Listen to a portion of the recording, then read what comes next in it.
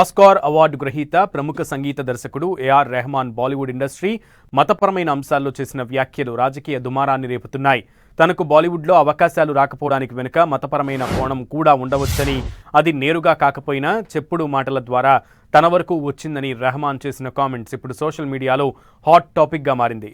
రెహమాన్ ఈ మధ్యే ఒక ఇంటర్వ్యూలో బాలీవుడ్పై చేసిన వ్యాఖ్యలు చినికి సినీ, పొలిటికల్ రంగాల్లో తీవ్ర దుమారాన్ని రేపుతున్నాయి. గత 8 ఏళ్లుగా తనకు బాలీవుడ్లో పని బాగా తగ్గిందని, అవకాశాలు రాలేదన్నారు రెహమాన్. దీనికి బాలీవుడ్లో జరిగిన అధికార మార్పిడి అని ఆయన కామెంట్స్ చేశారు. క్రియేటివిటీ లేని వ్యక్తులు ఇప్పుడు నిర్ణయాలు తీసుకుంటున్నారని ఆవేదన వ్యక్తం చేశారు.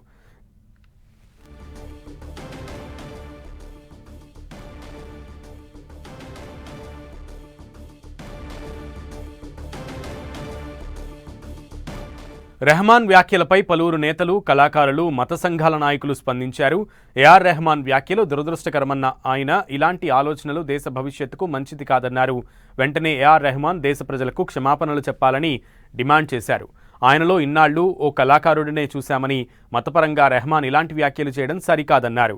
ఇది సమాజాన్ని అవమానించినట్లేనన్నారు కిషన్ రెడ్డి. ఇటు కేంద్ర ప్రభుత్వం కానీ, రాష్ట్ర ప్రభుత్వాలు కానీ, ప్రజలు కానీ మతంతో సంబంధం లేకుండా ఏఆర్ రెహమాన్కు అన్ని రకాలుగా మరి వాళ్ళు అనేక రకాలుగా ఆయనకు సానుకూలంగా స్పందించడం జరిగింది. ఆయనకు అనేక రకాలుగా ప్రోత్సహించడం జరిగింది. ఏఆర్ రెహమాన్ ఆ రకంగా మాట్లాడడం చాలా దురదృష్టకరం.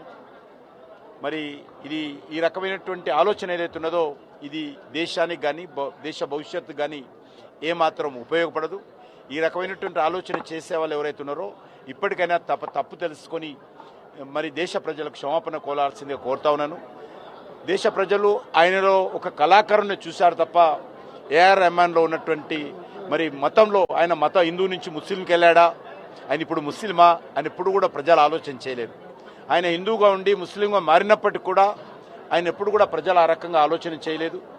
ఆయనను ఖచ్చితంగా ఒక కళాకారుడిగానే చూశారు తప్ప మరి ఏఆర్ రెహమాన్ లాంటి వ్యక్తి కూడా ఇంత దిగజారి మరి ప్రజలను రెచ్చగొట్టే విధంగా, సమాజాన్ని అవమానం చేసే విధంగా మతం గురించి మాట్లాడము, ఆయనకు అనేక రకాలుగా మరి ఆయన చేసినటువంటి అనేక వీడియోలను ప్రజలు అన్ని రకాలుగా ప్రోత్సహించారు. ఈ విషయాన్ని ఆయన మర్చిపోవడం దురదృష్టకరం. విశ్వ హిందూ పరిషత్ జాతీయ ప్రతినిధి వినోద్ బన్సాల్ ఈ ఇష్యూపై ఫైర్ అయ్యారు. అవకాశాలు ఎందుకు రావడం లేదో రెహమాన్ తనను తాను ప్రశ్నించుకోవాలని అన్నారు. పరిశ్రమను నిందించడం తగదని అన్నారు. ఒకప్పుడు దిలీప్ కుమార్గా ఉన్న రెహమాన్ ఇప్పుడు ఇలాంటి వ్యాఖ్యలు చేయడం వెనుక అర్థం లేదని, ఆయనకు అవకాశాలు కావాలంటే మళ్లీ స్వధర్మం వైపు ఘర్ వాపసీ కావాలంటూ ఘాటు వ్యాఖ్యలు చేశారు. इन्होंने भी पूरा जीवन भारत के और हिंदू दर्शकों ने इनको सिर आंखों पर बिठाया. आज इनको काम क्यों नहीं मिल रहा है, इसके अंतर्मन में झांकने की बजाय सिस्टम को गाली दे करके, पूरी इंडस्ट्री को बदनाम करके ये क्या दिखाना चाहते हैं? अरे भाई, अगर आपको लगता है कोई हिंदुत्व के कारण ऐसा हो रहा है तो आप तो पहले हिंदू थे ही ओरिजिनल. आप मुसलमान क्यों बने? अब वापस घर वापसी कर लो, हो सकता है आपको काम मिलना शुरू हो जाए.